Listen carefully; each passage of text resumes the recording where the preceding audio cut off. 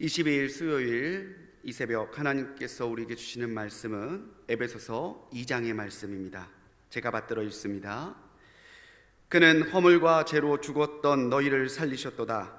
그때에 너희는 그 가운데서 행하여 이 세상 풍조를 따르고 공중의 권세 잡은 자를 따랐으니 곧 지금 불순종의 아들들 가운데서 역사하는 영이라.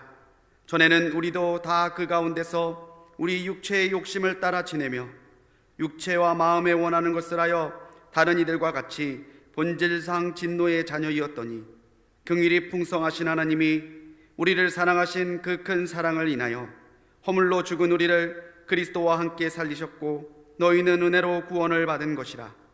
또 함께 일으키사 그리스도 예수 안에서 함께 하늘에 앉히시니 이는 그리스도 예수 안에서 우리에게 자비하심으로써 그 은혜의 지극히 풍성함을 오는 여러 세대에 나타내려 하심이라.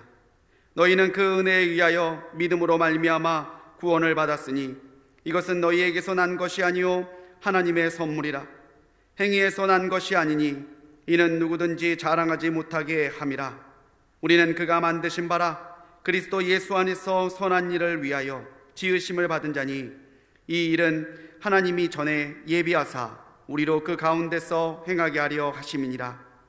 그러므로 생각하라. 너희는 그때의 육체로는 이방인이요 손으로 육체에 행한 할례를 받은 무리라 칭하는 자들로부터 할례를 받지 않은 무리라 칭함을 받는 자들이라. 그때에 너희는 그리스도 밖에 있었고 이스라엘 나라 밖의 사람이라. 약속의 언약들에 대하여는 외인이요 세상에서 소망이 없고 하나님도 없는 자이더니 이제는 전에 멀리 있던 너희가 그리스도 예수 안에서 그리스도의 피로 가까워졌느니라. 그는 우리의 화평이신지라. 돌로 하나를 만드사 원수된 것 곧 중간에 막힌 담을 자기 육체로 오시고 법조문으로 된 계명의 율법을 폐하셨으니 이는 이 둘로 자기 안에서 한 세 사람을 지어 화평하게 하시고 또 십자가로 이 둘을 한 몸으로 하나님과 화목하게 하려 하심이라. 원수된 것을 십자가로 소멸하시고 또 오셔서 먼 데 있는 너희에게 평안을 전하시고 가까운 데 있는 자들에게 평안을 전하셨으니 이는 그로 말미암아 우리들이 한 성령 안에서 아버지께 나아감을 얻게 하려 하심이라. 그러므로 이제부터 너희는 외인도 아니요 나그네도 아니요 오직 성도들과 동일한 시민이요 하나님의 권속이라. 너희는 사도들과 선지자들의 터 위에 세우심을 입은 자라. 그리스도 예수께서 친히 못둥이 돌로 되셨느니라. 그 안에서 건물마다 서로 연결하여 주 안에서 성전이 되어가고 너희도 성령 안에서 하나님이 거하실 초소가 되기 위하여 그리스도 예수 안에서 함께 지어져 가느니라. 아멘. 하나님의 은혜와 사랑이 오늘도 변함없이 우리 모든 불꽃교회 성도님들과 동행하시기를 주님의 이름으로 간절히 축원합니다. 오늘 이 새벽 우리 에베소서 2장의 말씀을 나눌 텐데요, 이 에베소서는 빌립보서, 골로새서, 빌레몬서와 더불어서 옥진 서신으로 분류되고 있습니다. 교회론을 중심으로 다루고 있지만 사실 이 에베소서에는요 바울의 신학이 잘 담겨져 있어요. 그래서 영국의 목사이자 신약학자인 다드라는 분은요 이 에베소서를 바울 신학의 왕관이라고까지 칭했습니다. 교회의 소중함을 되새기고 코로나 사태 이후에 교회가 어떤 역할을 해야 되는지에 대한 고민이 제기되고 있는 이때에 에베소서는 우리 그리스도인들이 깊이 묵상하고 깨달아야 되는 중요한 말씀이라고 할 수 있습니다. 오늘 이 2장 가운데서는요 머리가 되신, 교회의 머리 되신 그리스도의 몸된 교회가 어떻게 이루어지는지 그 영적인 원리에 대해서 설명하면서 오늘 22절에 있는 말씀, 그리스도 예수 안에서 함께 지어져 가는 교회로 우리를 부르셨다는 것을 바울은 말해주고 있습니다. 주님의 몸된 교회가 어떻게 지어집니까? 무엇보다 교회는 믿음 안에서 지어지는 것입니다. 바울은 에베소 교인들이 예수를 믿기 전에 어떠한 상태에 있었는지를 다시 한번 상기시켜주고 있어요. 세상 신에 끌려서요 허물과 죄에 죽었던 사람들이고 육체로는 이방인이고 약속에는 외인이고 세상에 소망도 하나님도 없었던 사람들, 그 사람들이 그리스도 예수로 구원받기 전에 에베소 사람들, 모든 불신자들의 상태라는 것이죠. 그런데 이제 주님께서 본질상 진노의 자녀였던 우리들을 위해 죽어주심으로 하나님의 크신 사랑 가운데 우리를 하나님의 자녀로, 하나님의 약속을 받은 약속의 상속자로 받아들이게 해주셨어요. 하나님의 구원의 조건, 그것은 바로 그리스도 예수를 주님으로 고백하는 믿음입니다. 이 믿음 위에 교회는 세워지고 그리스도를 주로 고백하는 사람들이 모일 때에 그 공동체가 교회라는 거룩한 이름을 받게 되죠. 온라인으로 예배하면서 비어있는 예배당의 좌석을 보며 정말 마음이 너무 아픕니다. 정말 성도들의 모임은 건물이 아니라 주님을 고백하고 찬양하는 성도들 모임 그 자체가 교회라는 것을 다시 한번 되새기게 되죠. 8절 말씀에서 사도 바울은 말합니다. 우리가 은혜에 의해서 믿음으로 말미암아 구원을 받았대요. 이것이 우리에게서 난 것이 아니라 하나님의 선물이라고 바울은 힘주어 말합니다. 받을 수 없는 우리가 구원이라는 선물을 받았어요. 그래서 그 구원이 은혜인 겁니다.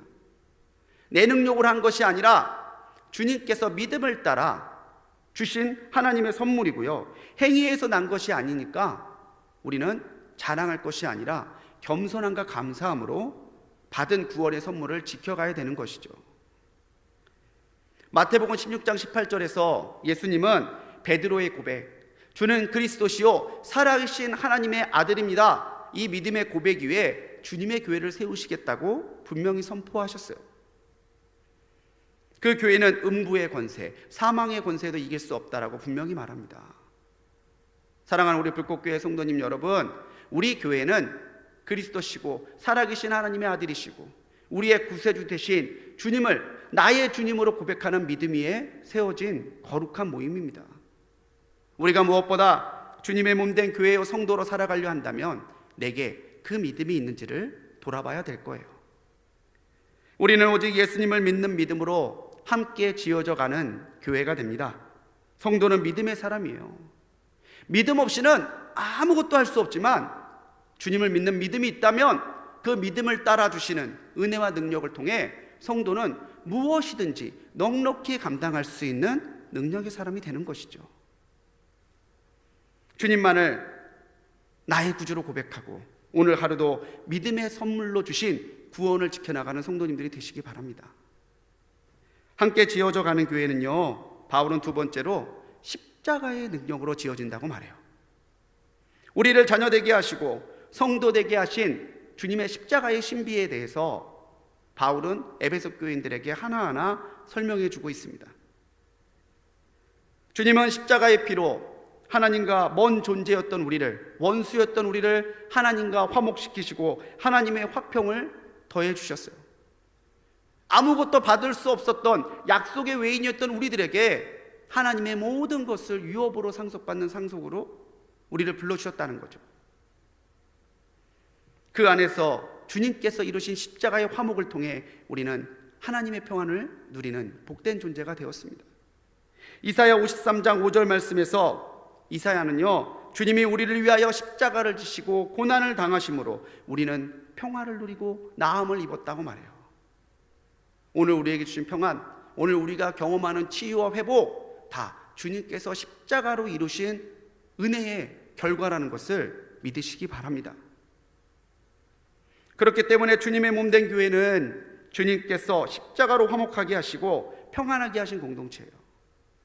우리 안에 있는 주님의 화목하게 하시는 은혜, 우리 안에 있는 하나님의 평안을 가지고 세상으로 나가야 된다는 것이죠.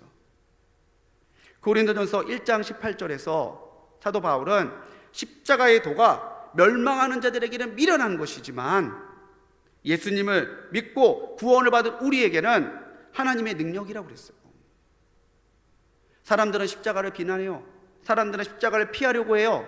하지만 믿는 사람들, 십자가에 담겨있는 신비와 십자가에 담겨있는 사랑과 능력을 이해하고 믿는 사람들은 오히려 그 십자가를 지고 십자가에 담겨있는 하나님의 본심을 전하는 사람들이 되어야 된다는 것이죠. 우리가 참 제자라면 주님의 십자가를 지고 따라가야 됩니다. 우리에게 십자가가 뜨겁게 살아있을 때에 우리도 주님이 그리 사셨던 것처럼 화평을 만들고 평안을 만들고 하나님의 세상을 만들어가는 참된 화해자로 오늘을 살아갈 수 있을 줄 믿습니다. 십자가 붙들고 승리하는 하루가 되십시오. 십자가의 은혜와 평안을 누리는 우리 성도님들이 되시기 바랍니다. 함께 지어져가는 교회는요, 성령 안에서 하나가 되는 거예요. 교인이 1000명이면 생각도 1000개예요. 근데 어떻게 하나를 이룰 수 있겠어요? 우리의 생각, 우리의 경험, 우리의 조건을 통틀어서 하나님 안에 하나 되게 하시는 힘은 오직 성령님의 감화와 감동, 거기에 있습니다.